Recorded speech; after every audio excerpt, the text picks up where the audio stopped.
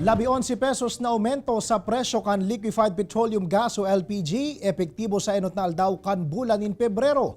Mga nagagamit ng LPG sa paghahanap buhay, ano daw ang magiging diskarte sa pagkakataon na ini? Aramon tayo sa report ni Jessica Kalinog.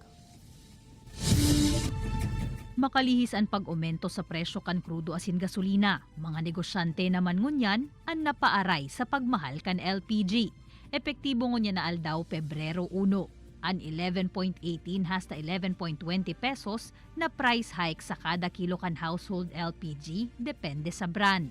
Buot sabihon, an 11 kilos kaini, madudugangan in 122 pesos hasta 123 pesos kada cylinder. Kaya ang dating 940 pesos na bakal kaini, mapatak na sa 1,062.98 hasta 1,063.2 pesos an 11 kilos na tangke kan LPG. Masasakitan na naman kami kung paano mag-budget. Ang gigibuhin mi nilang kayan, yung panirami, babawasan yung pagtakad. Kada ika-4 hasta 5 aldaw kung magbakal nin LPG sinda Jennifer para sa saindang kakanan sa banwaan in San Jose. Kaya mas magiging rigmat na subuot sinda sa paggamit kaini. Kung dae pigagamit, isasara na ini para daing magsangaw.